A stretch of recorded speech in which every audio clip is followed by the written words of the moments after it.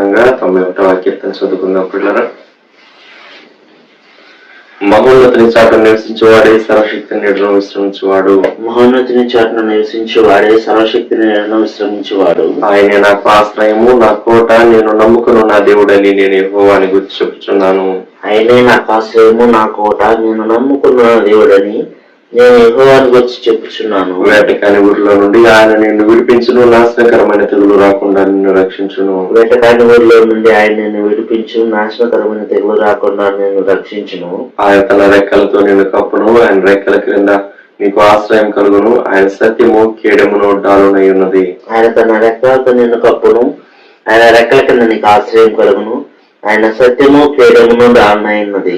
రాత్రి వేళ కలుగు భయమునకైనను, పగటి వేళ ఎగురు బాణమునకైనను, రాత్రి వేళ కలుగు భయమునకైనను, పగటి వేళ ఎగురు బాణమునకైనను, చీకటిలో సంచరించు తెగులునకైనను, మధ్యాహ్నమందు పాడు చేయు రోగమునకైనను నీవు భయపడుకుందువు. చీకటిలో సంచరించు తెగులకైనను, మధ్యాహ్నమందు పాడు చేయు రోగమునకైనను నీవు భయపడుకుందువు. నీ ప్రక్కన 1000 మంది పడినను, నీ కుడి పక్కన 10,000 మంది కూలినను అపాయం నీ అందుకు రాదు. నీ ప్రక్కన 1000 మంది పడినను, నీ కుడి ప్రక్కన 10,000 మంది కూలినను అపాయం నీ అందుకు రాదు. నీవు కన్నులారా చూచుండగా భక్తిహీనులకు ప్రతిఫలం కలుగును. నీవు కన్నులారా చూచుండగా భక్తిహీనులకు ప్రతిఫలం కలుగును. యెహోవా నీవే నా ఆశ్రయము అని నీవు మహోన్నతుడైన దేవుడు నీకు నివాసస్థలంగా చేసుకుని ఉన్నావు.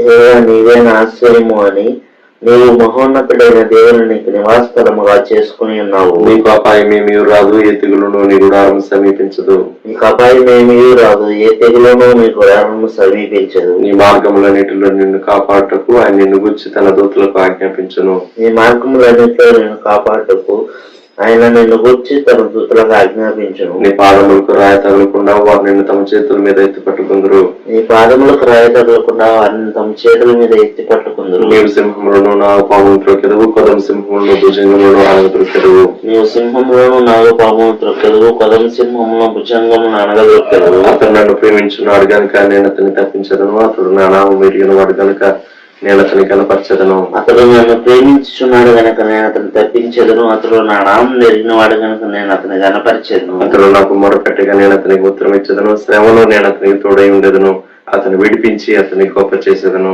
అతడు నాకు మొరపెట్టగా నేను అతనికి ఉత్తరం ఇచ్చేదను, శ్రమలో నేను అతనికి తోడై ఉండేదను, అతని విడిపించి అతని గొప్ప చేసేదను. దీర్ఘాయు చేత అతనిని తృప్తిపరచదను, నా రక్షణ అతనికి చూపించదను. దీర్ఘాయువు చేత అతని తృప్తిపరచదను, నా రక్షణ అతనికి చూపించదను. ఆమేన్. Praise the Lord. అందరికి వందనాలు. మన క్రీస్తు శిలువ ప్రేమ ధ్యానాలు మనం ప్రారంభించుకుందాం పిల్లరా. ప్రార్థన. పూజనీయుడా, పరిశుద్ధుడా, నీతిశూరుడా, న్యాయవంతుడా, గొప్ప దేవ యేసయ్య, దయా కనికరం కలిగినటువంటి గొప్ప దేవుడు నీవే. అందును బట్టి మీ స్తోత్రాలు వందనాలు చెల్లించుకుంటున్నాను ఆయన. ఇదిగో ప్రభువా, మా తండ్రి మమ్మల్ని ప్రేమించి మాకు అనుగ్రహించినటువంటి శిలువ ధ్యానాల్లో మీ విధంగా ముందుకు సాగడానికి మాకు ఇస్తున్నటువంటి గొప్ప భాగ్యం కొరకు, ఆధిక్యత కొరకు మీ స్తోత్రాలు వందనాలు చెల్లించుకుంటున్నాం దేవా. ప్రభువా, మరి తండ్రి అయా, ఈ దినాలు ఈ విధంగా మీ శిలువ వైపు చూడడానికి, మీ వాక్యాన్ని ధ్యానించడానికి, మీ పాట పాడుకోవడానికి మాకు ఇచ్చినట్టు గొప్ప భాగ్యం కొరకు స్తోత్రాలు. ఈ దినం విశేషంగా మీ సన్నిధి మాకు తోడుగా ఉంచమని ప్రార్థన చేస్తున్నాం దేవా. మరి తండ్రి పాడుకునే పాట మాకెంతో మేలుకరంగా, దీవెనకరంగా, ఆశీర్వాదకరంగా ఉంచమని ప్రార్థన చేస్తున్నాం. అలాగే ప్రభువా, మీ వాక్యం వినే సమయం కూడా ఎంతో ఆశీర్వాదకరంగా ఉంచమని ప్రార్థన చేస్తున్నాను ఆయన దేవా. మరి తండ్రి శ్రేష్టమైన మీ వాక్కులు ప్రభువా, మరి తండ్రి నాయన మీరు మాకు వినిపిస్తూ ఉండగా దేవా, మీ వాక్కు ద్వారా మీరు ప్రత్యక్షమవుతూ ఉండగా దేవా ప్రభా, సమయాన్ని ఆశీర్వదించమని ప్రార్థన చేస్తున్నాం దేవా. ప్రతి ఒక్కరు ప్రభా వారి వారి కుటుంబాల్లో చేరి ఎంతో విశ్వాసంతో, నిరీక్షణతో, పట్టుదలతో ప్రభా మరి తండ్రి మీ వాక్యాన్ని ఆశతో, ఆసక్తితో, శ్రద్ధతో వింటూ ఉండగా దేవా, మీ సన్నిధి ప్రసన్నత సమృద్ధిగా వారికి దయచేయమని ప్రార్థన చేస్తున్నాం దేవా. మీ వాక్యం ద్వారా మీరే మాట్లాడి దేవా బలపరిచి ఇంకనూ విశ్వాసంలో నుంచి అధిక విశ్వాసంలోకి మీరు నడిపించమని ప్రార్థన చేస్తున్నాం దేవా. మీ వాక్యాన్ని గురించినటువంటి ఇంకనూ జ్ఞానం సమృద్ధిగా దేవా మీ బిడ్డలందరికీ మీరు దయచేయమని ప్రార్థన చేస్తున్నాం. మీ స్తోత్ర సమస్త విషయాలు మీరు సహాయం చేయండి. చివరి ప్రార్థన ఆశీర్వాదముల వరకు మీ సన్నిధి మాకు తోడుగా ఉంచమని ప్రార్థన చేస్తున్నాం. కృప చూపించమని ముందున్న సమయం అంతటినీ కూడా ప్రభా ఎంతో మేలుకరంగా, దీవెనకరంగా, ఆశీర్వాదకరంగా ఉంచమని యేసుక్రీస్తు వారి అతి పరిశుద్ధమైన నామములోనే స్తుతించి ప్రార్థన చేసి దీన మనస్తడి వేడుకుంటున్నాం పరలోకపు తండ్రి. ఆమేన్. 633వ పాట పాడుకుందాం. బాసిల్లను సిలువలో పాప క్షమ, యేసు ప్రభు నీ దివ్య క్షమ.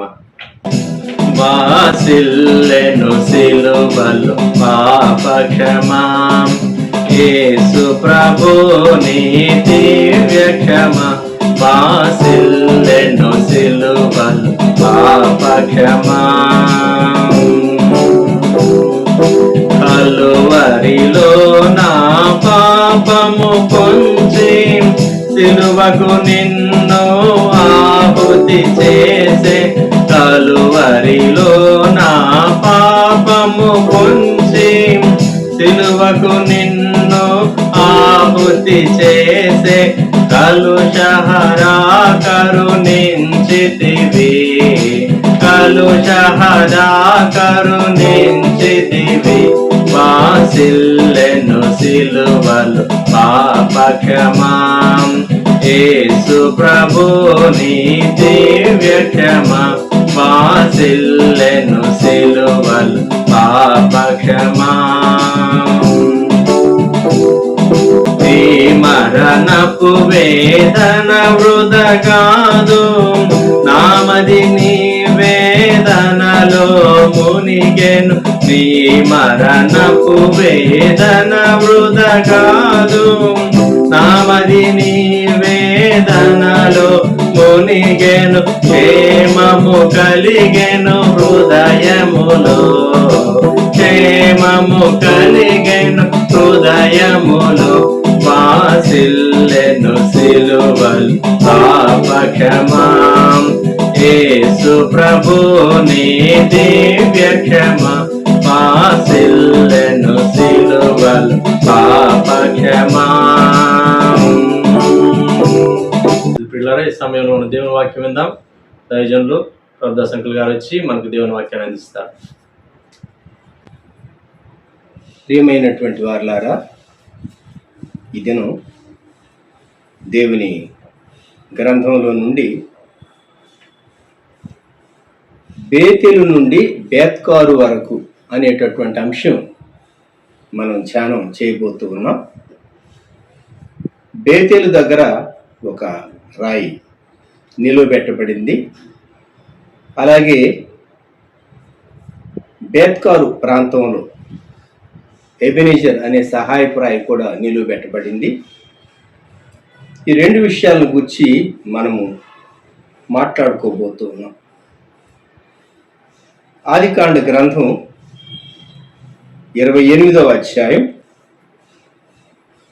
12వ వచనంలో యాకోబును గూర్చి అప్పుడు అతడు ఒక కల కనెను, అందులో ఒక నిచ్చెన భూమి మీద నిలుపబడి ఉండెను.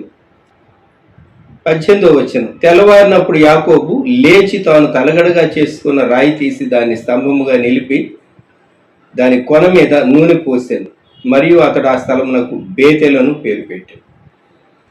అలాగే సమూయేలు మొదటి గ్రంథంలోనికి వస్తే,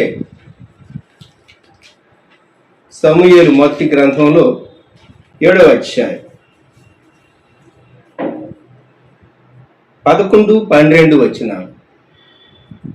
ఇశ్రాయేలీయులు మిస్పాలో నుండి బయలుదేరి బేత్కారు వరకు ఫిలిస్తీయులను తరిమి హతము చేసిరి.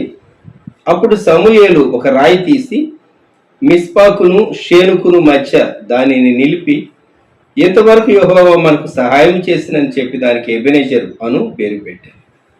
చిన్న ప్రార్థన. ప్రియప్రభ, క్రీస్తు శిలువ ప్రేమ ధ్యానాలు ఈ సమయాన్ని వ్యూ చేసే మీ బిడ్డలందరి కొరకు దీవించమని, వీక్షించేటటువంటి ప్రతి బిడ్డను, ప్రతి కుటుంబాన్ని మీరు దీవించి మీ మాటలు మాకెంతో క్షేమమును కలిగింపేయమని యేసుక్రీస్తు ప్రభు నామములో ప్రార్థిస్తూ ఉన్నాము తండ్రి, ఆమేన్.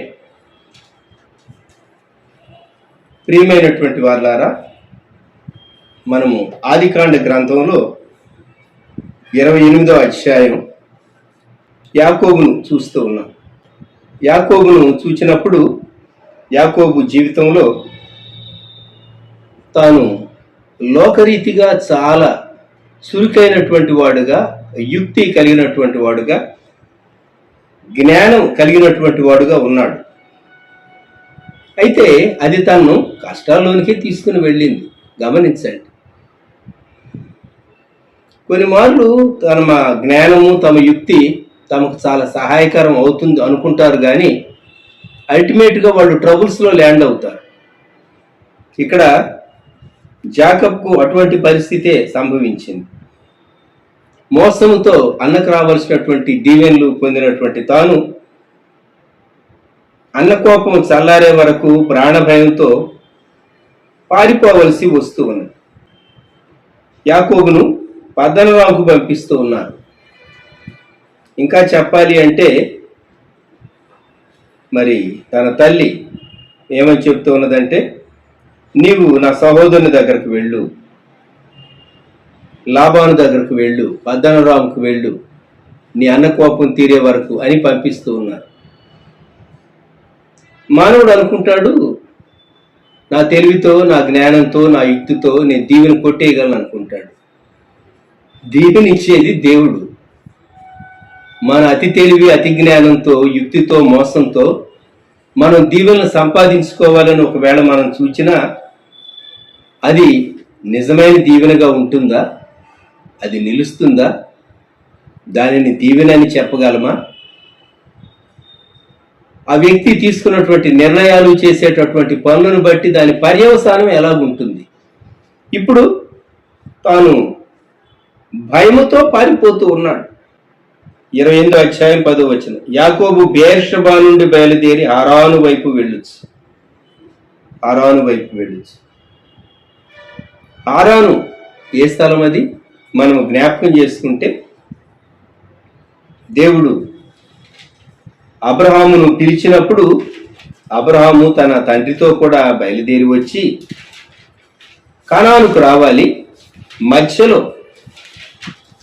తాను ఆగినటువంటి స్థలం ఆదికాండం 11వ అధ్యాయం 31వ వచనంలో, కల్దీల ఊరను పట్టణములో నుండి వారితో కూడా బయలుదేరి హారాను మట్టుకు వచ్చి అక్కడ నివసించారు. అంటే గోల్ రీచ్ కాకుండానే మధ్యలో హారాను దగ్గర ఆగిపోవటం జరిగింది. ఇక్కడ బెయేర్షెబా నుండి హారాను వైపు వెళుతూ ఆ రాత్రి అలసిపోయాడు, ఆకలితోనూ ఉన్నాడు, ప్రాణభయంతో ఉన్నాడు.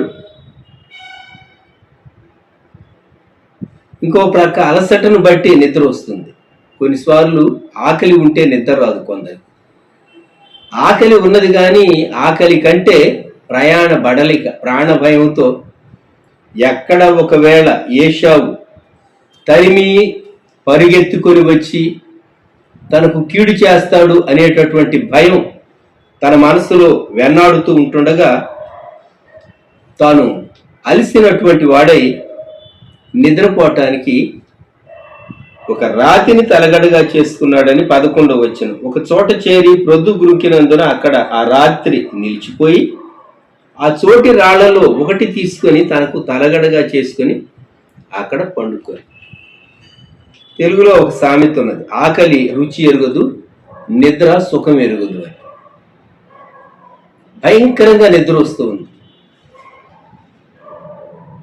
బహుశా ఇంటి దగ్గర చాలా గుడారంలో చక్కగా తల్లి చేత ప్రేమించబడిన కుమారుడు కదా, చిన్న కుమారుడు, చాలా సుకుమారంగా ఉండేవాడు. ఇప్పుడు పిల్లో లేదు, దిండు లేదు. అయితే రాతిని తలగడగా పెట్టుకొని నిద్రపోయాడు. దేవుడు ఒక అద్భుతమైనటువంటి స్థలాన్ని జేకబ్తో మాట్లాడటానికి ఎన్నుకున్నాడు. దేవుడు ఏ పరిస్థితుల్లోనైనా మాట్లాడగలడా? ఎస్. ఏ పరిస్థితుల్లో వ్యక్తి ఉన్నా దేవుడు మాట్లాడగలడు. మనం అనుకుంటాం, ఈ పరిస్థితుల్లో దేవుడు నాతో మాట్లాడతాడా? అవును. వాగ్దానం ఇస్తాడా? అవును. దేవుడు అక్కడ అతనికి ఇచ్చినటువంటి వాగ్దానం ఏంటంటే, నిచ్చెన కనబడుతూ ఉన్నది, దేవుని దూతలు ఎక్కుతూ దిగుతూ ఉన్నారు. 13వ వచనంలో, యెహోవా దానికి పైగా నిలిచి ఉండెను, నేను నీ తండ్రి అయిన అబ్రహాము దేవుడను, ఇస్సాకు దేవుడైన యెహోవా. దేవుడు మాట్లాడుతూ ఉన్నాడు. దేవుడు దీవించుట కొరకు ప్రేమించి మాట్లాడుతూ ఉన్నాడు.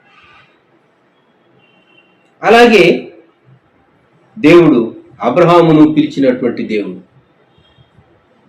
ఇస్సాకును దీవిస్తానని ఇస్సాకుతో కూడా నిబంధన చేసినటువంటి దేవుడు, అబ్రహాముతో నిబంధన చేసినటువంటి దేవుడు ఇప్పుడు యాకోబుతో మాట్లాడుతూ ఉన్నాడు. నువ్వు పండుకొని ఉన్న ఈ భూమిని నీకును నీ సంతానమునకును ఇచ్చేదను, ఆ తర్వాత వచ్చిన వాళ్ళు విస్తారంగా వ్యాపింప చేస్తానని, నీవు పడమరి తట్టు, తూర్పు తట్టు, ఉత్తరపు తట్టు, దక్షిణపు తట్టు వ్యాపిస్తావని. దేవుని బిడలైనటువంటి వారు వృద్ధి పొందుతారు. వంటిది ఆధ్యాత్మికంగా మనం ఈ వాగ్దానంలో నుండి తీసుకోవచ్చు. దేవుడు ఒక వ్యక్తిని సంధించాలని ఉద్దేశిస్తే, దీవించాలని ఉద్దేశిస్తే, అయితే షరత్ ఏంటంటే ఆ వ్యక్తి లోబడాలి. ఇక్కడేం సంభవించిందో గమనించండి. తెల్లవారింది, నిద్ర లేచాడు. నిద్ర తెలిసి యాకోబు నిద్ర తెలిసి నిశ్చయముగా యెహోవా ఈ స్థలం మందు ఉన్నాడు, అది నాకు తెలియకపోయింది అని అక్కడ తాను ఆ రాతి మీద నూనె పోసాడు, స్తంభం మీద దాన్ని నిలువబెట్టాడు, బేతేల్ అని పేరు పెట్టాడు. గడిచినటువంటి కాలంలో మనము భయము క్రింద ఉన్నాం కాదా? అంతేకాదు, మనము సాగి వచ్చిన గతకాలం భవిష్యత్తులో ఏమవుతుందో అనేటటువంటి భయంలో నుండి మనం వచ్చాం. అయితే దేవుడు మనతో మాట్లాడుతూ కాపాడుతూ ప్రతి ఉదయకాలం షారోన్ మినిస్ట్రీస్ సూడూరుపేట యూట్యూబ్ ఛానల్లో 91వ కీర్తన, దేవుని కాపుదల కీర్తన మనం వింటూ ఉంటాం, ఏకీవిస్తూ ఉంటాం. ఆ కీర్తన చదువుతూ ఉండగా ఆమెన్ ఆమెన్ అని ఏకీవించేటటువంటి వారు అందరూ పెడుతూ ఉంటారు. వాళ్ళ పేర్లు ఆమెన్ అని చూసినప్పుడు నేను ఎంతో సంతోషించి వారిని బట్టి దేవునికి స్తుతి చెల్లిస్తూ ఉన్నాను. దేవుడు ఇక్కడ యాకోబుతో మాట్లాడాడు. ఇప్పుడు దేవుడు తనతో 28వ అధ్యాయంలో రికార్డ్ చేయబడిన రీతిగా మాట్లాడిన తరువాత మనము యాకోబు యొక్క జీవితాన్ని స్టడీ చేస్తూ 32వ అధ్యాయం వరకు వెళ్తే 32వ అధ్యాయంలో దేవుడు తనతో మాట్లాడుతూ 28వ వచనంలో అంటాడు, అప్పుడు ఆయన నీవు దేవునితోనూ మనుష్యులతోనూ పోరాడి గెలిచితివి గనుక ఇక మీదట నీ పేరు ఇశ్రాయేలే గాని యాకోబు అనబడదని చెప్పాను. 30వ వచనంలో ఆ స్థలానికి పెనూయేలు అని పేరు పెట్టాడు. యాకోబు యొక్క జీవితంలో 28వ అధ్యాయములో దేవుడు తనను సంధించిన సమయం మొదలుకొని 32వ అధ్యాయములో పెనూయేలు వరకు, బేతేలు నుండి పెనూయేలు వరకు మనం ఆలోచిస్తే ఎన్ని సంవత్సరాలు గడిచింది? చాలా సంవత్సరాలు గడిచింది. బేతేలు నుండి మామగారింటికి వెళ్ళాడు. మామగారింటి దగ్గర ఆ మామగారు కూడా ఈ అల్లునికి తగినటువంటి జీతం మార్చాడు, మోసం చేశాడు. ఈయనే మోసగాడు అనుకుంటే ఆయన ఇంకా. అయితే చివరకు భార్యలతో, బిడ్డలతో, విస్తారమైన ఆస్తితో, చేతి కర్రతో తాను అక్కడికి వెళ్ళినటువంటి వ్యక్తి గుంపులుగా, 2 గుంపులుగా తాను ఆ స్థలానికి వచ్చినట్టుగా మనము ఈ భాగంలో చదువుతాం. 32వ అధ్యాయంలో తాను చదువుతాం. దేవుడు తన పేరు మార్చాడు. ఈరోజు నేను మీకు ఒక ఆశ్చర్యకరమైనటువంటి సంగతి చెప్పాలనుకుంటున్నాను. చాలా మందికి మారు మనసు ఎంత మటుకు అర్థమైందంటే, పలాని సంవత్సరం, పలాని నెల, పలాని తేదీ, ఇన్ని గంటలకు పలాని వాక్యం ద్వారా నేను ఒప్పించబడ్డాను, గుర్చబడ్డాను, ప్రభువును హృదయంలో చేర్చుకున్నాను, ఆయన నమ్మాను. పాయింట్ ఆఫ్ టైం అంటారు. పలాని సమయం. ఇప్పుడు నా ప్రశ్న, యాకోబు జీవితంలో ఎప్పుడు యాకోబు మారు మనస్సు పొందాడు? మారు మనస్సు పొందటం అంటే ఒక వ్యక్తి దేవునితో అనుసంధానం చేయబట్టమే, దేవునికి పూర్తిగా లోబట్టమే. దేవుడు తనతో డీల్ చేస్తూ వచ్చాడు. ఎప్పటి నుండి? 28వ అధ్యాయంలో బేతేలులో దేవుడు తనతో మాట్లాడినప్పటి నుండి. మరి మనము పెనూయేలు దగ్గర దేవునితో పోరాడి దేవుడు తన తొడగుటి మీద కొట్టి తను దీవించిన వరకు మిగిలిందంతా అది ఆ లైఫ్ అంతా అది భక్తి కాదు అందామా?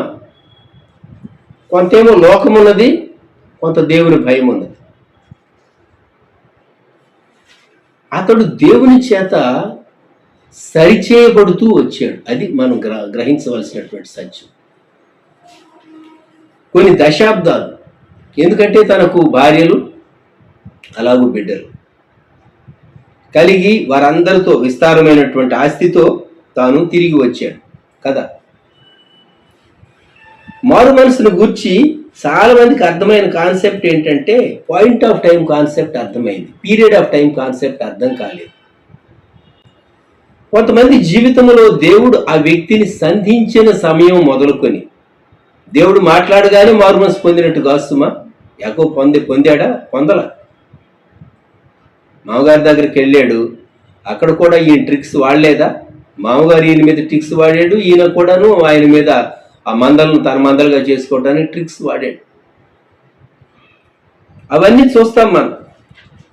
ఈ 29, 30 ఈ అధ్యాయాల్లో 31వ అధ్యాయం ఇవన్నీ చదువుతూ వస్తే 32వ అధ్యాయం చివరికి వచ్చేసరికి ఇప్పుడు యాకోబు జీవితంలో ఒక స్థిరమైనటువంటి అనుభూతికి వచ్చాడు. మారు మనసు కొందరి జీవితాల్లో దేవుడు మొదలు పెడతాడు, కొన్ని మాసాలు పట్టవచ్చు. దేవుడు కృప చూపించి ఆయుష్కాలం ఇస్తే సంవత్సరాలు పట్టవచ్చు, చెప్పలేం. అందరూ సంవత్సరాలు బ్రతుకుతారు, భవిష్యత్ అంతా ఎప్పుడో ఒకప్పుడు పొందొచ్చులే, దేవుడు మాట్లాడుతూ ఉంటాడు అని మనిషి వాయిదా వేసుకోకూడదు. ప్రభువుకి అప్పగించుకోవటానికి ఇప్పుడే, ఈ రోజే, ఈ క్షణమే అని చెప్పి సువార్థికులు చాలా తేటగా చెప్తూ ఉంటారు. కానీ కొంతమంది జీవితంలో ఇట్ మే టేక్ టైం. ఎంత సమయం చెప్పలేమ్మా. ఆ వ్యక్తి దేవుని చేత డీల్ చేయబడే విధానాన్ని బట్టి, వ్యక్తి లోబట్టాన్ని బట్టి ఉంటుంది. ఒక్కసారి మనము జ్ఞాపకం చేసుకుంటే, దేవా ఎంత ఓపికగా నీవు యాకోబుతో డీల్ చేస్తూ వచ్చావు. చిట్ట చివరకు నీ పేరేంటి అన్నాడు. నీ పేరేంటంటే యాకోబు అన్నాడు. ఎందుకు? తండ్రికి అబద్ధం చెప్పాడు కదా, నేను నీ పెద్ద కొడుకు ఏశావునని. అందుకే నిజం పేరు చెప్పించాల్సి వచ్చింది. 32వ అధ్యాయం 27వ వచనం. కాబట్టి మన జీవితంలో దేవుడు మనతో మాట్లాడి మనల్ని ఒప్పించడం ఉన్నదే, పాపమంతా ఒప్పించడం. ఇంకా ఎక్కడో మిగిలిపోయింది ఏదో ఉంటుంది. దేవుడు సంపూర్ణంగా ఆ వ్యక్తిని డీల్ చేసి, టచ్ చేసి, సరిచేసేటటువంటిది ఈ అనుభవంలో ఇక్కడ మనం చూస్తున్నాం. సో మారు మనసు అనేది కొంతకాలం పట్టవచ్చు, కొన్ని మాసాలు, సంవత్సరాలని నేను అన్ను. ఎందుకంటే సంవత్సరాలు, మాసాలు మన ముందు ఎల్లకాలం. టైం మన చేతిలో ఉండదు, భవిష్యత్తు మనం ఎరుగు. ఈనాడే మందగా, రేపు మందు కాదు. అందుకే ప్రభువుకు హృదయంలో చోటు ఇవ్వండి అంటాం. కానీ కొంతమంది విషయంలో దేవుడు చాలా ఓపికగా డీల్ చేస్తాడు. నా ఆధ్యాత్మిక జీవితంలో 3 సంవత్సరాల పాటు, it was over a period of 3 years, నేను ప్రభువుకు కంప్లీట్గా అన్కండిషనల్గా సరెండర్ అవటానికి 3 సంవత్సరాలు పట్టింది నాకు. నమ్ముతారా మీరు? నేను డిగ్రీ ఫస్ట్ ఇయర్లో ఉండగా ఒక బ్రదర్ నన్ను అడిగారు, మీరు ప్రభుని అంగీకరించారా, మారు మనసు పొందారంటే నేను అన్నాను, ప్రభు నా పాపం క్షమించబడిందని స్వరం ద్వారా చెప్తే అప్పుడు మాత్రమే నేను రక్షింపబడ్డానని నమ్ముతాను అంటే, లేదని వాక్య భాగాలు రోమా పత్రికలో నుండి, అలాగే 1 యోహానులో నుండి తాను చూపించాడు. యేసు ప్రభువుని నీ నోటితో ఒప్పుకొని నీవు హృదయం ముందు విశ్వసిస్తే రక్షింపబడతావని, అలాగే మన పాపాలు ఒప్పుకుంటే ఆయన నమ్మదగిన వాడు, నీతిమంతుడు కనుక మన ప్రతి పాపాన్ని క్షమించి ఆయన మనల్ని పవిత్రులుగా చేస్తాడని నేను అనుకున్నాను. రక్షణ ఎంత సింపుల్ అయితే ప్రజలందరూ ఎందుకు మారు మనసు పొందటం లేదు అని అనుకున్నాను. అంత సింపుల్ శాల్వేషన్ అని అనుకోలేదు. 3 సంవత్సరాల పాటు నేను దేవుని చిత్తంతో స్ట్రగుల్ అవుతూ వచ్చాను. ఎందుకంటే నాకు కొన్ని ఉద్దేశాలు, ఆశయాలు ఉండేవి. నా డిగ్రీని గురించి, నా చదువుని గురించినటువంటి వాటికి అవి నేను రీచ్ అయ్యే వరకు అన్కండిషనల్గా దేవునికి సరెండర్ అవడానికి నాకు ఇష్టం లేకపోయింది. ఇంకా చెప్పాలంటే యేసు ప్రభు నమ్మగానే చదువు వదిలేసిన వాళ్ళు, ఉద్యోగాలు వదిలేసిన వాళ్ళు, వాళ్ళ జీవిత చరిత్రలు చదివి నాకు ఒక భయం పట్టుకుంది. నేను కూడా యేసు ప్రభు హృదయం ఇస్తే చదువు మానేయమంటే నేను ఏమైపోవాలి? నాకు డిగ్రీ కావాలి, నేను జాబ్ చేయాలి. అది నా ఉద్దేశం. కాబట్టి నా ఉద్దేశంతో కాన్ఫ్లిక్ట్ అవుతుంది. అందుకని నేను 3 సంవత్సరాలు దేవునితో ఒక విధంగా దేవుని చిత్తానికి లోబడకుండా దేవుడు నాతో డీల్ చేస్తూ వచ్చాడు. ఫైనల్గా నేను ఎంఏ ప్రీవియస్ చేసేటప్పుడు, అది 71వ సంవత్సరం డిసెంబర్ 30వ తేదీ, ప్రభువుకు సంపూర్ణంగా అన్కండిషనల్గా నేను ప్రభువుకి అప్పగించుకున్నాను. ఎందుకు చెప్తున్నానంటే మీ జీవితంలో దేవుడు కొన్ని సంవత్సరాలుగా, కొన్ని మాసాలుగా మీతో డీల్ చేస్తూ వచ్చి ఉంటాడు. సో దిస్ ఈస్ టైం దేవునికి అప్పగించుకోవటానికి. మీరు అనుకోవచ్చు, నాకు పాయింట్ ఆఫ్ టైం లేదే. పాయింట్ ఆఫ్ టైం కాదు, పీరియడ్ ఆఫ్ టైం. దేవుడు నీతో డీల్ చేస్తూ, బిగించేస్తూ వచ్చాడు. ఈరోజు ఒక తీర్మానం చేసుకో, ప్రభువా ఇక ఈ రోజు నుండి షరతులు లేకుండా నీ వాక్యాన్ని నమ్మి నీకు అప్పగించుకుంటున్నా. ఫైనల్గా ఇంకా ఒప్పుకోవాల్సిన ఏమైనా ఉంటే దేవుడు చూపిస్తాడు. యాకోబుని పేరు, నీ పేరేంటి అన్నాడే, అట్లా ఇంకెక్కడన్నా ఏదైనా ఉంటుంది, అది కూడా దేవుడు ఒప్పించేసేసి, జ్ఞాపకం చేసి, ఒప్పించి, క్షమించేసేసి నేను సంపూర్ణంగా దీవిస్తాడు. ఇది యాకోబు జీవితంలో దేవుడిచ్చినటువంటి చాలా గొప్ప అనుభవం. రెండవది, మనము సమూయేలు మొదటి గ్రంథంలో చదివాం. సమూయేలు మొదటి గ్రంథంలో ప్రవక్త అయినటువంటి సమూయేలు దేవుని ప్రజల పక్షంగా దేవుడు గొప్ప కార్యాలు చేయడానికి సమూయేలును వాడుకుంటూ వచ్చాడు. సమూయేలును అద్భుతమైన రీతిగా దేవుడు వాడుకుంటూ వచ్చాడు. సమూయేలు మొదటి గ్రంథంలో బాలుడైనటువంటి సమూయేలు చిన్నపిల్లవాడుగా ఉన్నప్పుడు షిలోహులో మందిరంలో ఏలీ దగ్గర ఉండటం, ఏలీ కుమారులు హొఫ్నీ ఫీనెహాసులు దేవుని చిత్తం నుండి తొలగిపోయినటువంటి వారై శత్రువులతో యుద్ధం చేసేటప్పుడు మందసాన్ని యుద్ధభూమికి వాక్య విరుద్ధంగా లేక దేవుని చిత్తానికి విరుద్ధంగా తీసుకుని వెళ్ళి మందసం పట్టబడటం, ఆ తరువాత మందసం కిర్యత్యారీములో ఉండటం. మనం ఏమని చదువుతామంటే మొదటి సమూయేలు 7వ అధ్యాయం 2వ వచనం, మందసము కిర్యత్యారీములో నుండిన కాలము 20 సంవత్సరములాయను. ఇశ్రాయేలీలందరూ యెహోవాను అనుసరింపక దుఃఖించుచూ ఉండగా దేవుడు వారిని జ్ఞాపకం చేసుకున్నాడు. అందుకే దేవుడు సమూయేలును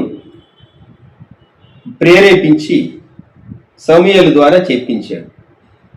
మీరు పట్టుదలతో, 3వ వచనం మధ్య భాగం నుండి, మీ పూర్ణ హృదయముతో యెహోవా యొద్దకు మీరు మళ్ళుకొనే ఎడల అన్య దేవతలను, అష్టారోతు దేవతలను మీ మధ్య నుండి తీసివేసి పట్టుదల కలిగి యెహోవా తట్టు మీ హృదయములను త్రిప్పి ఆయనను సేవించుడి. అప్పుడు ఆయన ఫిలిష్తీయుల చేతిలో నుండి మిమ్మల్ని విడిపించును. చెప్పినట్టు చేశారు. 4వ వచనం, అంతటా ఇశ్రాయేలీయులు బయలుదేవతలను, అష్టారోతు దేవతలను తీసివేసి యెహోవాను మాత్రమే సేవించారు. ఎప్పుడైతే వీళ్ళల్లో ఒక తీర్మానము, పట్టుదల వచ్చిందో, విధేయత వచ్చిందో, సాతాను రేగింది. గమనించండి. వీరందరినీ సమూయేలు పిలిచాడు, మిస్పాకు పిలిచాడు. నేను మీ పక్షాన ప్రార్థన చేస్తా. 5వ వచనం, నేను మీ పక్షంలో యెహోవాను ప్రార్థన చేతునని చెప్పగా 6వ వచనం, వారు మిస్పాలో కూడుకొని నీళ్లు చేది యెహోవా సన్నిధిని కుమ్మరించి ఆ దినం ఉపవాసం ఉండి యెహోవా దృష్టికి మేము పాపము చేస్తామని ఒప్పుకొనిరి. ఎప్పుడైతే మనిషిలో పశ్చాత్తాపం స్టార్ట్ అవుతుందో సాతానుకు కంపం కలుగుతుంది. నా రాజ్యం నుంచి ఈ వ్యక్తి వెళ్ళిపోతూ ఉన్నాడు, ఇతడు నాకు పెద్ద థ్రెట్గా మారుతాడు, ఎలాగైనా సరే తిరిగి నా రాజ్యంలోనికి తీసుకుని రావాలి, నా అధికార క్రిందికి ఈ వ్యక్తిని తీసుకుని రావాలి అని చెప్పేసేసి సాతాను చెలరేపుతాడు. అదే జరిగింది ఇక్కడ. ఎప్పుడైతే వీరు మిస్పాలో చేరేరు మిస్పాలో చేరి నీళ్లు చేది యెహోవా సన్నిధిని పోసారు అని కుమ్మరించారు.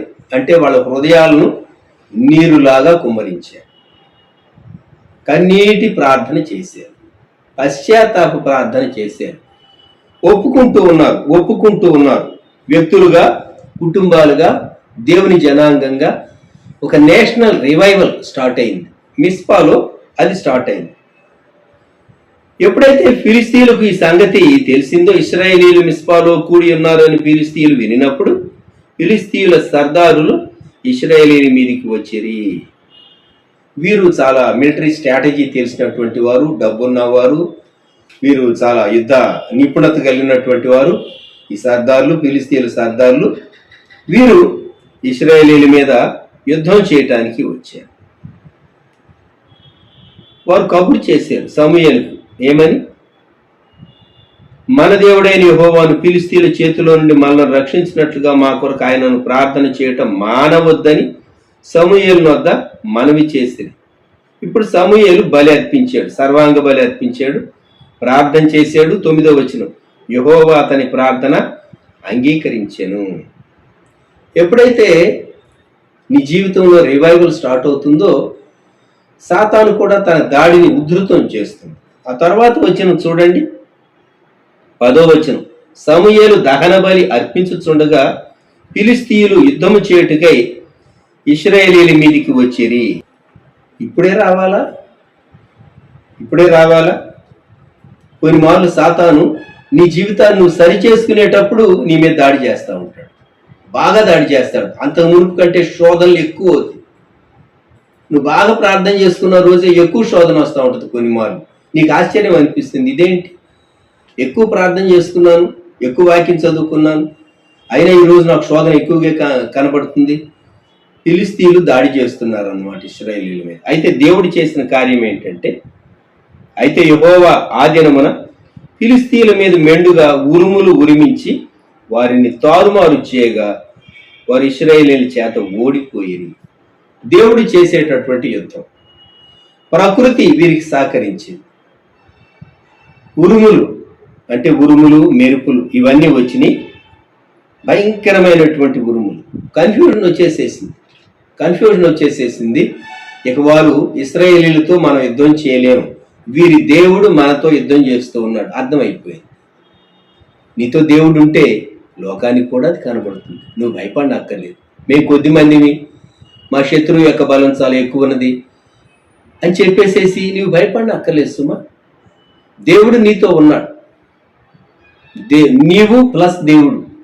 ఇక నీ బలం ముందు ఎవరు నిలవబడలేరు అని నీవు జ్ఞాపకం పెట్టుకోవాలి. ఆ తర్వాత వచనంలో 11వ వచనం, ఇశ్రాయేలీలు మిస్పాలో నుండి బయలుదేరి బేత్కారు వరకు ఫిలిస్తీయులను తరిమి హతము చేశారు. అందుకే బేత్కారు వరకు, బేతెల్ నుండి బేత్కారు వరకు అని హెడ్డింగ్ పెట్టుకున్నాం మనం ఈరోజు. బేత్కారు వరకు శత్రువులను తరిమేరు. శత్రువులకు ఏం కలిగింది? కన్ఫ్యూజన్ కలిగింది. శత్రువులను దేవుడు తారుమారు చేశాడు. గమనించండి, ఉరుములు ఉరిమించి వారిని తారుమారు చేయగా వారు ఇశ్రాయేలీయుల చేత ఓడిపోయిరి. శత్రువు జయించలేడు. దేవుని బిడ్డల పైన శత్రువు జయించలేడు. దైవజనుడు ముంగూరు దేవదాసాయి గారు ఒక పాట రాశాడు, శత్రువులు గెలవగలరా మనలన్నేడు అని. శత్రువులు దేవుని బిడ్డలను జయించలేరు సుమ. జ్ఞాపకం పెట్టుకుందాం.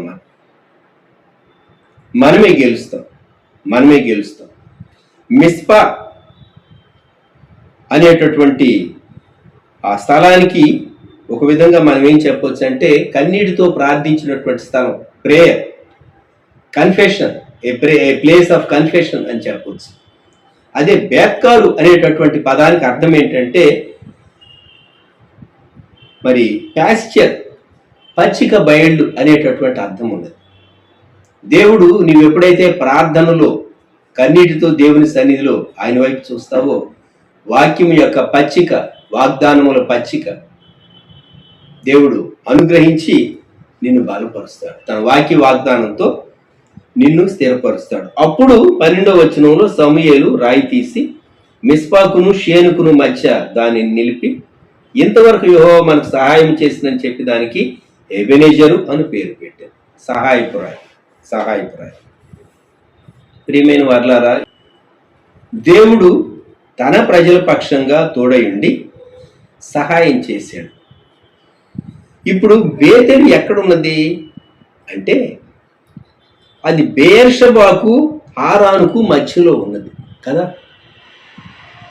బెయేర్షెబా యొక్క చరిత్ర చూస్తే బెయేర్షెబా దగ్గర ఆదికాండం 21వ అధ్యాయంలో హాగరు కృప పొందినటువంటి స్థలం బెయేర్షెబా. ఆదికాండం 21వ అధ్యాయం 14వ వచనంలోకి వద్దాం. బెయేర్షెబా అరణ్యంలో హాగరు ఉన్నది. తాను ఆ అరణ్యంలో ఉండి తెల్లవాని చావు తాను చూడలేనని చెప్పేసేసి నీటి కొరకు. ఆదికాండం 21:14 చివరి భాగము. ఆమె వెళ్ళి అంటే హాగర్ బెయేర్షెబా అరణ్యంలో ఇటు అటు తిరుగుతూ ఉండేను. అయితే దేవుడు గొప్ప కృప తనకు చూపించాడు. 19వ వచనంలో, మరియు దేవుడు ఆమె కనులు తెరచినందున ఆమె నీళ్ల ఊట చూచి వెళ్ళి ఆ తిత్తిని నీళ్లతో నింపి చిన్నవానికి త్రాగనిచ్చాను. హాగరు కృప పొందినటువంటి స్థలం ఈ బెయేర్షెబా. హాగరు కృప పొందినటువంటి స్థలం. ఇదే అధ్యాయంలో బెయేర్షెబాను గురించి ఇంకొక విషయం మనం చూస్తాం. అబ్రహాముతో అబీమెలెకు ఒక ఒప్పందం చేసుకున్నాడు. ఏమనంటే, నీవు పరదేశ అయినటువంటి ఈ దేశానికి నీవు మేలే చేస్తావు గాని నాకు గాని నా వంశీయులు గాని కీడు చేయను అని ప్రమాణం చేయమంటాడు అబీమెలెకు. వారు ప్రమాణం చేసుకుంటారు.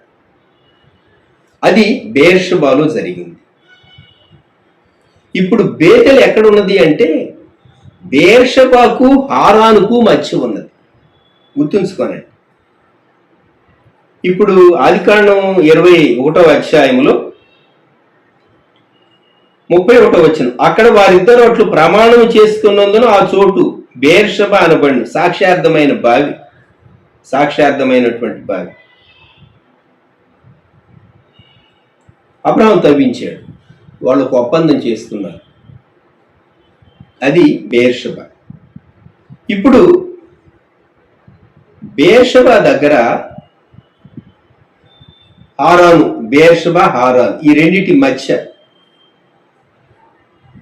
తాను బేతేలులో పొందినటువంటి అనుభవాన్ని గురించి యాకోబు జీవితంలో మనం చూస్తూ ఉన్నాం కదా. ఇప్పుడు హారాను గురించి ఒక మాట చూస్తే, హారాను దేవుడు పిలిచాడు.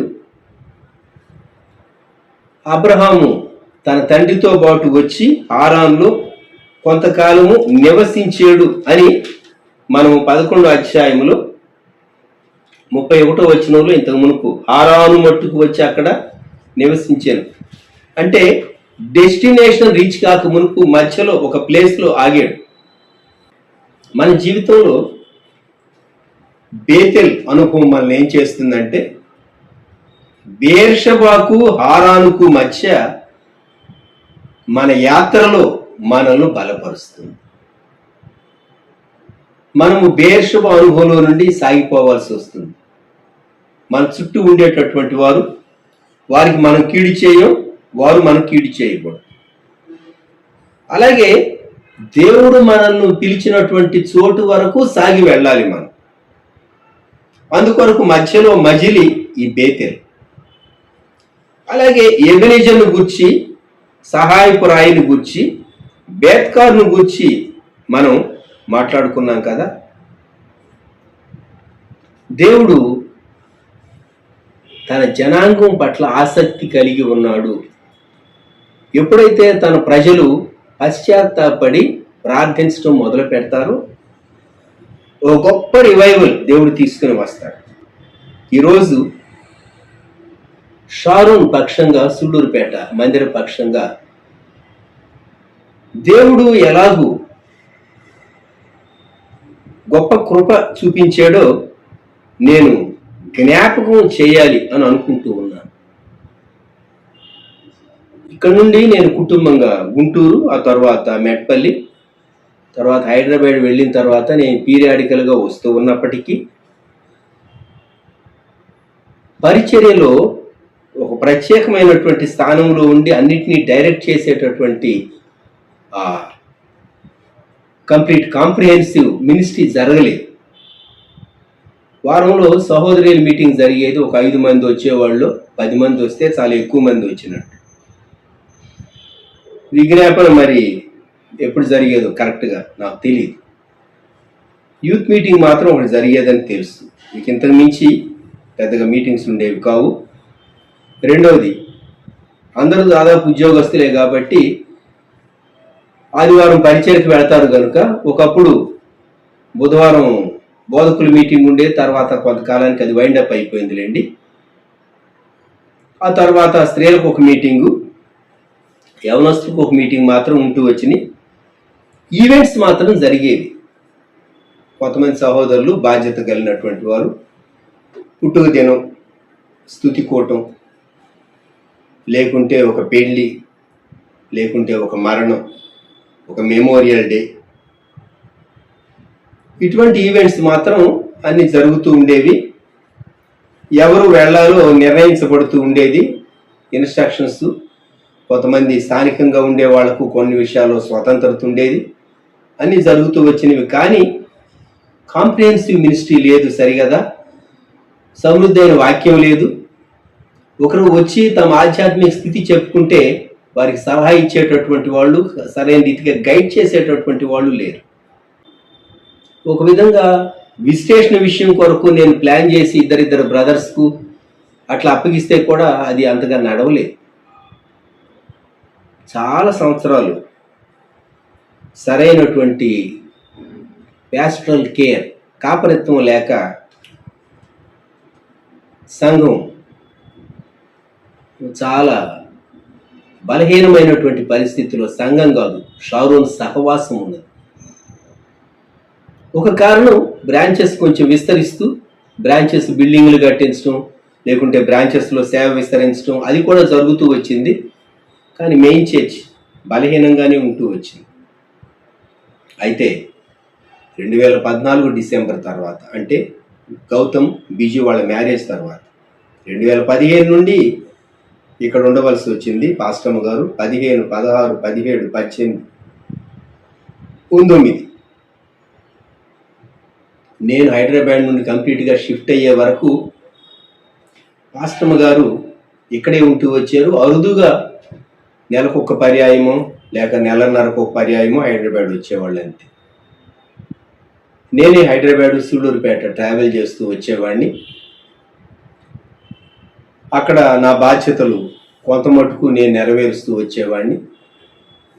ఇతర సేవా బాధ్యతలు ఇవన్నీ ఉండేవి కాబట్టి ఇక్కడ మాత్రం 2014 అయిపోయిన తరువాత దేవుడు అద్భుతమైనటువంటి కార్యం చేయటం ప్రారంభించాడు. 2015 షారోన్ రివైవల్ స్టార్ట్ అయినటువంటి సమయం. ఒక విధంగా చెప్పాలి అంటే దేవుడు ఎబెనిజర్గా ఉండి 2015 నుండి బిల్డ్ చేశాడు. 40 రోజులు సిలువ ధ్యాన కూటాలు ఉండేవి. 40 రోజులు జూలై 1 నుండి ఆగస్టు 10వ తేదీ వరకు ప్రాతకాల ధ్యానాలు ఉండేవి. 40 రోజులు 40 రోజులు. మిగిలిన రోజుల్లో సిస్టర్స్ మీటింగ్ ఉండేది, ఈవినింగ్ వాక్య కూటము ఉండేది, విజ్ఞాపన ఉండేది, కాటేజ్ మీటింగ్స్ ఉండేవి. అడిగినటువంటి ప్రతి వారికి వారింట్లో కాటేజ్ మీటింగ్ పెట్టడానికి దైవజనురాలు సిద్ధంగా ఉండేవారు. వారిని తీసుకుని వెళ్ళేటటువంటి ఏర్పాట్లు జరిగి ఉండేవి. టౌన్లో ఒకే దినం 5 మీటింగ్స్ పెట్టినటువంటి సమయాలు నాకు తెలుసు. 5 మీటింగ్స్ పెట్టినటువంటి సమయాలు అంటే 5 విజిటేషన్స్ అనండి, ఒక విధంగా స్మాల్ మీటింగ్స్ ఒక్కరోజు. దేవుడు చాలా సమృద్ధి ఇచ్చాడు, చాలా సమృద్ధి ఇచ్చాడు. కొంతమంది కొన్ని కఠినమైన అంశాలు నెరవేర్పు కొరకు మా ఇంట్లో 3 ప్రేయర్స్ పెట్టండి అంటే ఒక్కొక్క వారం ఒక్కొక్క మీటింగ్, వరుసగా 3 వారాలు కొన్ని గృహాల్లో జరిగించినటువంటి ప్రార్థన అనుభవాలు ఉన్నాయి. దేవుడు చాలా కృప చూపించి 2015 16, 17 ఇలాగ దేవుడు పరిచర్ను 3 సంవత్సరాలు అద్భుతమైన రీతిగా డెవలప్ చేసిన తర్వాత 17లో షారోన్లో తుఫాన్ వచ్చింది. నేను దాని గురించి మాట్లాడిన ఇప్పుడు మార్చి 2017లో షారోన్లో తుఫాన్ వచ్చింది.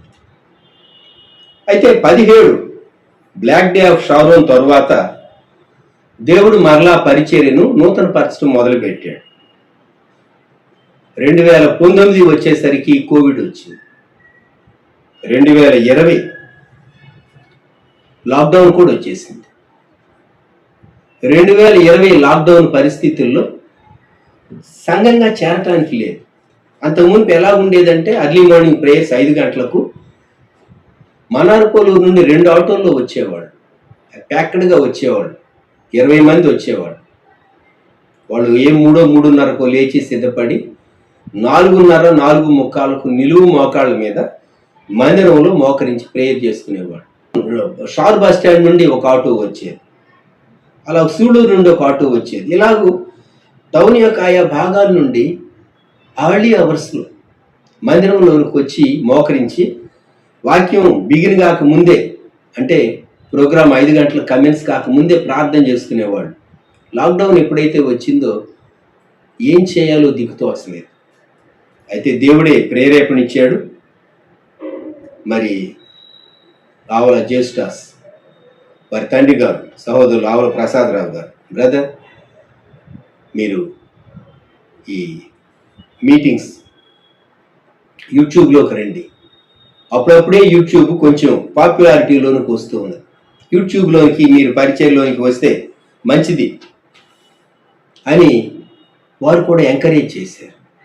టెక్నికల్ సపోర్ట్ ఇచ్చేటటువంటి వాళ్ళు, రాజ్ కుమార్ కూడా టెక్నికల్ సపోర్ట్ ఇవ్వడానికి గౌతమ్తో పాటు రెడీగా ఉన్నాడు. మార్చి 2020లో 26/3/2020లో మనము యూట్యూబ్లోనికి మార్నింగ్ డివోషన్స్లోనికి వచ్చాం. దేవుని మహాకృపను బట్టి ఈ రోజు వరకు మీరు యూట్యూబ్లో ప్రతి ఉదయకాలం దేవుని వాక్యం వింటూ వచ్చారు. అది మీరు విన్నటువంటి వాక్యం అయి ఉండొచ్చు, రిపీట్ చేయబడిన వాక్యం అయి ఉండొచ్చు, కానీ అది 3 గంటలు దాన్ని ఎడిట్ చేసి మీకు ఏది అవసరమో అది మాత్రమే ఉండేటట్లుగా చాలా కేర్ఫుల్గా ప్రతి పదము ప్రతి వాక్యం నేను మరలా చెప్తున్నాను మంచి మనస్సాక్షి, చాలా కేర్ఫుల్గా ఎడిట్ చేసి 3-4 గంటలు ప్రయాసపడి మీ మధ్యకు రిపీటెడ్ మెసేజెస్ తీసుకొని రాబండి. కొన్ని మార్లు, ఎక్కువ మార్లు. అయితే ఈరోజు కొన్ని వందల మెసేజెస్ మన యూట్యూబ్ ఛానల్లో ఉన్నాయి. ఇది దేవుని మహాకృప. దేవుడు శత్రువు మీద మనకు విజయం ఇచ్చాడు.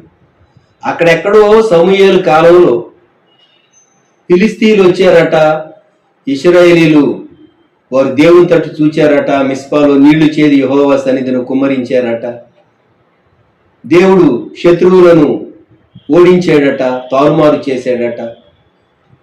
అదేమో చరిత్ర, ఇదేమో మన అనుభవం. గుర్తుపెట్టుకోండి. దేవుడు చాలా అద్భుతమైన రీతిగా ఈ పరిచర్యను బలపరుస్తూ వచ్చాడు. ఇంకా చెప్పాలి అంటే టౌన్ మాత్రమే కాదు, బ్రాంచెస్ ఉన్నాయి. నేను బ్రాంచెస్ గురించి మాట్లాడక మునుపు ఇంకో సంగతి చెప్తాను. అర్లీ మార్నింగ్ డివోషన్స్లో పాస్టమ్ గారి కజిన్ ఉన్నారు, నీలం సుందర విజయ్ కుమార్ గారు. ప్రతి అర్లీ మార్నింగ్ తను ఫస్ట్, తన పేరు కనబడదు కానీ తను ఫస్ట్ వెయిటింగ్లో ఉంటారు. అలాగే ప్రీమియర్ రన్ అవుతూ ఉంటే, మీ పేర్లు వస్తూ ఉంటే నేను చూసి ఎంతగా దేవుని సంతోషించి స్తుతిస్తూ ఉంటాను. పాస్టమ్ గారు నాతో చెప్తూ ఉన్నారు, మన రాయపు ప్రసాద్ గారి కుమారుడు భానుచంద్ వైఫ్ తాను దీప్తి ఆంటీ నేను సంఘం కొరకు ప్రేయర్ చేసి ముగించాను అని వాయిస్ మెసేజ్ పెట్టింది. నేను విని ఆశ్చర్యపోయాను. అవునండి, Deepthi she feels one with us. అలాగే భానుచంద్ కూడా చెన్నై నుండి షాలోమ్ అని పెడుతూ ఉంటారు అప్పుడప్పుడు, ప్రైజ్ ద లార్డ్ అంకుల్ అని. వాళ్ళ కుమారుడు Ryan Sunday school memory verse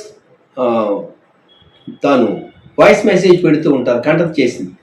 ఇవన్నీ చూస్తూ ఉంటే మాకు ఎంత సంతోషం కలుగుతుంది. ఎక్కడెక్కడ నుండో కొంతమంది పేర్లు పెట్టకపోయినా యూట్యూబ్ ఛానల్లో చూస్తూ ఉంటారు. గూడూరు నుండి, నెల్లూరు నుండి, హైదరాబాద్ నుండి. కొంతమంది నాకు పర్సనల్గా ప్రైజ్ లార్డ్ బ్రదర్ అని పెడతారు. ఉదాహరణకు స్టేట్ బ్యాంక్ సురేష్ గారు. అట్లానే కొంతమంది డైరెక్ట్గానే ప్రైజ్ లార్డ్ సార్ అని పెడతారు. ప్రవీణ్ కుమార్, యశ్వంత్ వాళ్ళ డాడీ ప్రైజ్ లార్డ్ సార్ అంటాడు. ప్రసన్న కుమార్ ఆయన ప్రవీణ్ కుమార్, ప్రసన్న కుమార్ గారు గాదంకి నుండి ప్రైజ్ లార్డ్ అంకుల్ అని పెడుతూ ఉంటారు. ఎందుకు చెప్తున్నాను? ఇవన్నీ చూస్తూ ఉంటే వాళ్ళందరూ కూడా ప్రేయర్ చేస్తూ ఉంటారు అర్లీ అవర్స్లో. ఎంత సంతోషం వేస్తుంది. దేవుడు మనల్ని కట్టాడు, శత్రువు మీద మనకు విజయం ఇచ్చాడు, శత్రువు మీద మనకు విజయం ఇచ్చాడు. వారం మీటింగ్స్లో మామూలుగా ఈ కోవిడ్ వచ్చిన తర్వాత మీటింగ్స్ను స్ట్రీమ్ లైన్ చేసి టెక్నాలజీ వాడుకొని యూత్ మీటింగ్ గర్ల్స్కి ఏమో ఓన్లీ జూమ్లో పెట్టి, బాయ్స్కి ఏమో జూమ్లోను మందిరంలోనూ పెట్టారు. ఇంకా చెప్పాలంటే జూమ్లో ఏకీవించే వాళ్ళలో జర్మనీ నుండి మన మ్యాథ్యూస్ గారి కొడుకు అక్కడి నుండి ఏకీపిస్తాడు ప్రేమసోదరు. అలాగే హైదరాబాద్ నుండి వంశీ యాకూబ్ గారి కొడుకు, చేనుకుంట యాకూబ్ గారి కొడుకు హైదరాబాద్ నుండి ఏకీపిస్తాడు. దేవుడు ఎవరినో ఎక్కడో సిద్ధం చేస్తున్నాడు, బలపరుస్తూ ఉన్నాడండి. మనకు అర్థం కాదు. కొంత ఏం జరుగుతుంది, పరిచర్య ఎలా జరుగుతుంది, కనిపించే వారికే కనిపిస్తుంది, కనిపించని వారికి కనిపించదు. గుర్తుపెట్టుకోండి. దేవుడు తన పని చేసుకుంటూ ఉంటాడు, దేవుడు తన పని జరిగించుకుంటూ ఉంటాడు. సిస్టర్స్ యొక్క విజ్ఞాపన జూమ్లో జరుగుతూ వాక్య కూటము. అంతేకాదు ఇప్పుడు ఈ 40 దినాలు ఇటీవల సోదరులు రిచర్డ్ నిక్సన్ గారు మహబూబ్ నగర్ నుండి తాను యూట్యూబ్లో ప్రైజ్ లార్డ్ బ్రదర్ అని లేక ప్రైజ్ లార్డ్ సార్ అని పెడుతూ ఉన్నారు. నిజంగా మనం పాడుతూ ఉంటాం కదా, ఎబెనేజరే ఎబెనేజరే ఇంతవరకు తోడై ఉన్నావు అని. దేవుడు అద్భుతమైన కృప మన పక్షంగా చూపించాడు. 4 మాటల బ్రాంచెస్ని గురించి చెప్తాను. ఒక మెయిన్ చర్చ్ షారోన్ మాత్రమే కాకుండా ఈ బ్రాంచెస్ విషయంలో బ్రాంచెస్ బాధ్యత వహించే బ్రదర్స్ సిస్టర్స్ ఉన్నారు. అలాగే ప్రీచర్స్ చాలా సిన్సియర్గా వెళ్ళి ప్రతి సండే వర్షమైనా ఎండైనా ఏ వాతావరణమైనా ఫెయిల్ కాకుండా కోవిడ్ రోజుల్లో కూడా, ఈవెన్ లాక్డౌన్ రోజుల్లో కూడా, గ్రామాల్లో లాక్డౌన్ అంత పెద్దగా పాటించలేదు కాబట్టి వెళ్ళి పరిచర్య చేసినటువంటి దేవుని బిడ్డలు ఉన్నారు. వారందరిని బట్టి దేవునికి ఎంతైనా స్తుతి చెల్లించాలి. సోదరుడు చంద్ర, అలాగే సోదరుడు మరి డాక్టర్ ప్రేమ్ కుమార్, అలాగే పండిట్ రవి, సోదరుడు మామిడి ప్రసాద్ రావు గారు, సోదరుడు జాన్ ప్రసాద్ గారు, అలాగే సోదరుడు పామంచి రమేష్, అలాగే సోదరుడు ఎం రమణయ్య, అలాగే సోదరుడు టైటస్ ఉండేవాడు, లేట్ బ్రదర్ టైటస్. తాను కూడా మరి సూళ్ళూరుపేటలో ఉన్న కాలంలో సిన్సియర్గా తాను పరిచయలో సహాయం చేశాడు. తర్వాత నెల్లూరు షిఫ్ట్ అయ్యారు, తర్వాత మహిమలో పిలువబడ్డాడు అనుకోండి. తాను ఆ కోవిడ్ కాలంలో కూడా నెల్లూరుకు వెళ్ళే వరకు తాను పరిచయలో సహాయం చేస్తూ వచ్చారు. మన్నారపోలూరు బాధ్యత తీసుకునే సోదరుడు అకులా కానీ, అలాగే మనకు సోదరులు ఏలియా, అలాగే మరి సోదరులు సురేంద్ర వాక్య పరిచయలో సహాయం చేసేవాడు. కొన్ని మార్లు రాజ్ కుమార్ వాక్య పరిచయలో సహాయం చేస్తాడు, టెక్నికల్ విషయాలు చూసుకుంటాడు. కాంపౌండ్ చూసుకునేటటువంటి బ్రదర్స్ ఉన్నారు. సాయి ప్రసాద్ కానివ్వండి, ఎస్పీఆర్ అంట, అలాగే మాథ్యూస్ గారు కానివ్వండి. మాథ్యూస్ గారు వాక్య పరిచర్య అవసరమైనప్పుడు వాక్య పరిచర్యకు ఇతర కార్యక్రమాలకు పంపిస్తూ ఉంటారు. కొన్ని బ్రాంచెస్లో సూళ్ళూరులో కానివ్వండి, మనేముత్తూరు కానివ్వండి, సూళ్ళూరులో సోదరులు కిరణ్ ఫ్యామిలీ, అలాగే సోదరి జవంతమ్మ, అలాగే మరి మన్యముత్తూరులో సోదరి శాంతమ్మ, ఇలా కొంతమంది సిస్టర్స్ కొన్ని ఫ్యామిలీస్ కొన్ని చోట్ల బాధ్యత తీసుకోవడం చూడవచ్చు. సోదరులు మోహన్ రావు గారు మెయిన్ బ్రాంచ్లో ఇక్కడ పరిచర్య విషయాలు, అలాగే టెక్నికల్ విషయాలు, మ్యూజిక్, ఈ విషయాలన్నీ మరి జేస్టాస్ కానివ్వండి, అలాగే కీబోర్డు ఆనంద్ ప్లే చేస్తూ ఉంటాడు. ఇలాగూ దేవుడు షారోన్ పరిచర్ని తిరిగి బిల్డ్ చేస్తూ వచ్చాడు, వృద్ధి చేస్తూ వచ్చాడు. దేవుడు షారోన్ పరిచర్యను బలపరిచి బేతెలు నుండి బేత్కారు వరకు భయము యొక్క గుప్పెట్లో ఫ్యూచర్ ఎలా ఉంటుందో అనేటటువంటి భయము క్రింద ఉన్నటువంటి మనలను శత్రువు సాతాను ఫిలిస్తీయులు పరిస్థితులు మన మీద వ్యతిరేకంగా లేచినప్పటికీ దేవుడు ఎంతో అద్భుతమైన కృప చూపించాడు. నేను కానీ మేము చాలా ఆరోగ్యవంతులము అని కాదు, నేను కానీ పాస్టమ్ గారు కానీ మేము చాలా ఆరోగ్యవంతులము అని కాదు, కానీ మా లిమిటేషన్స్ మాకున్నాయి.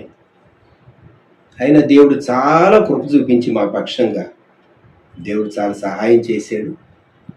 ఇంకెప్పుడైనా మా హెల్త్ విషయాల్లో దేవుడు చూపించినటువంటి సమృద్ధి కృపను గురించి మీతో మేము షేర్ చేస్తాం. చాలా సమృద్ధి కృప దేవుడు చూపించాడు. నేను కొంతమంది పేర్లే మెన్షన్ చేశాను, కొన్ని పేర్లు నేను చెప్పలేదు. మీరు అనుకోవచ్చు, ఏం బ్రదర్ మా పేర్లు చెప్పలేదని.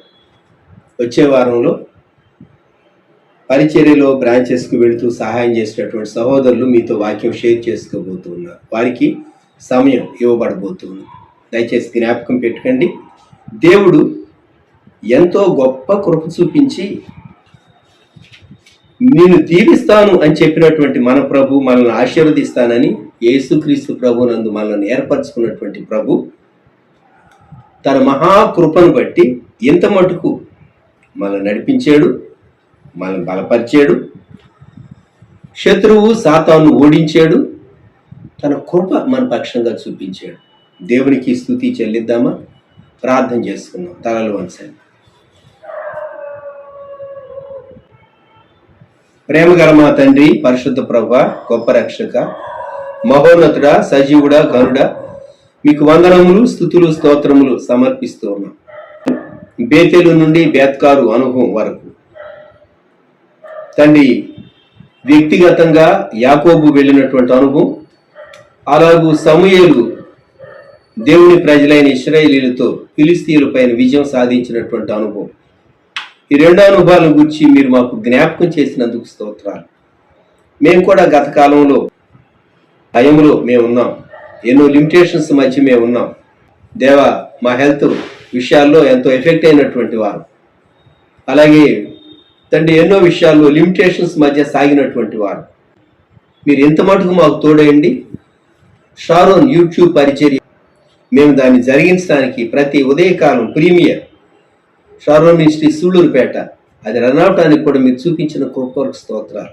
మమ్ములను, మా కుటుంబాలు, మా బిడ్డలు, మా కలిగిన వారి తండ్రి మేము కాపాడుకునే నిమిత్తం దేవా, మీరు ఇచ్చినటువంటి ఈ ఏర్పాటు కొరకు, మీరు చూపినటువంటి కృప కొరకు, మీ గొప్ప ప్రణాళిక కొరకు స్తోత్రాలు. మేము బలహీనం కానీ మీరు బలవంతుడు అయినటువంటి దేవుడు, మీరు చూపినటువంటి కృపల కొరకు స్తుతిస్తున్నాం.